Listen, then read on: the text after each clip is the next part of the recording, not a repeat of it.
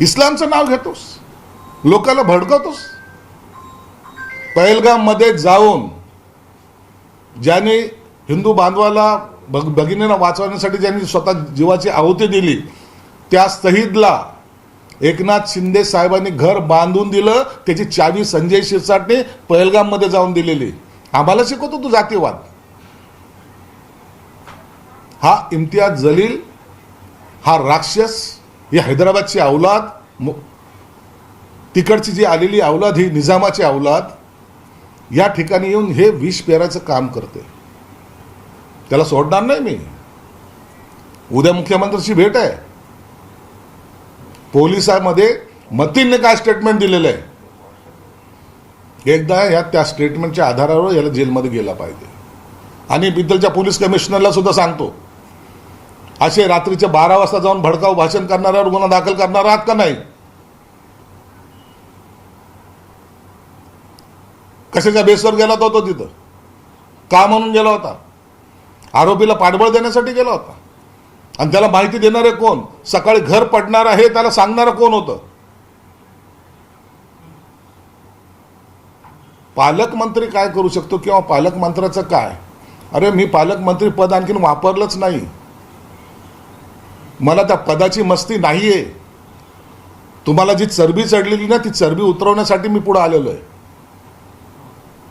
माझं ते हिदाखानचं प्रकरण राहिलं बाजूला.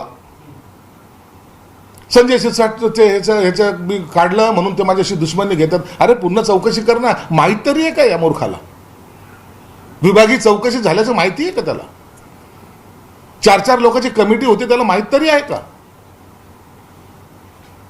माझं जरी प्रकरण असलं तर स्पष्टपणे त्याची चौकशी झाली पाहिजे. आणि तू सुद्धा ती मागणी कर, माझी चौकशी करा म्हणून. ते निदा ते नावं लक्षात येत नाही. ते निदा खान प्रकरणामध्ये तुझा संबंध नाही म्हणून जाहीर कर. तुम्हारा बाप आहे असं म्हणतोस तू. कुणाचा बाप होतोस रे तू?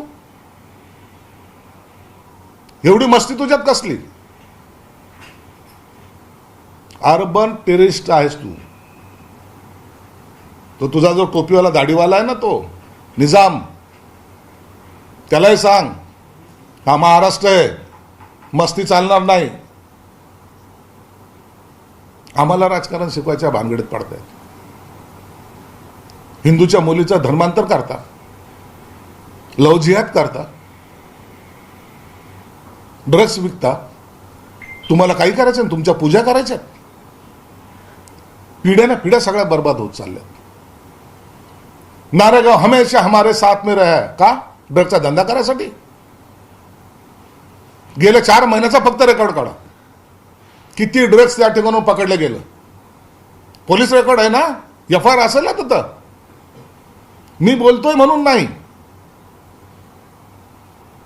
पोलिसाचा रेकॉर्ड असेल का नाही सर? त्या ड्रग्स तस्करीमध्ये भाड खाणारे हे असे भाडकाऊ आम्हाला ज्ञान शिकवतात. अहो, त्या झोपडपट्टीमध्ये राहणारा गरीब मुलगा आज नशेच्या आहारी गेलेला आहे. दारूसाठी वडिलांचा आईचा खून करणाऱ्याचे प्रकार तिथे घडलेले आहेत. याचा आनंद, आसुरी आनंद हे लोक घेत आहेत. लव जिहादचे प्रकरण करायला लावत आहेत, धर्मांतराचे प्रकरण करायला लावत आहेत. असे अनेक जण या शहरामध्ये आहेत आणि त्याचा म्होरक्या हा इम्तियाज जलील आहे. संभाजीनगरातील मतीन पटेल प्रकरणावरून राजकीय वातावरण चांगलंच तापलं आहे. मंत्री संजय शिरसाट यांनी आक्रमक भूमिका घेत इथं मस्ती चालणार नाही असा इशारा दिला. दुसरीकडे AIMIM नेते इम्तियाज जलील यांनी आरोप सिद्ध न झाल्यास कोर्टात खेचण्याचा इशारा दिला आहे. मतीन पटेल यांच्या घरावर झालेल्या बुलडोझर कारवाईनंतर हा वाद आणखी चिघळला आहे.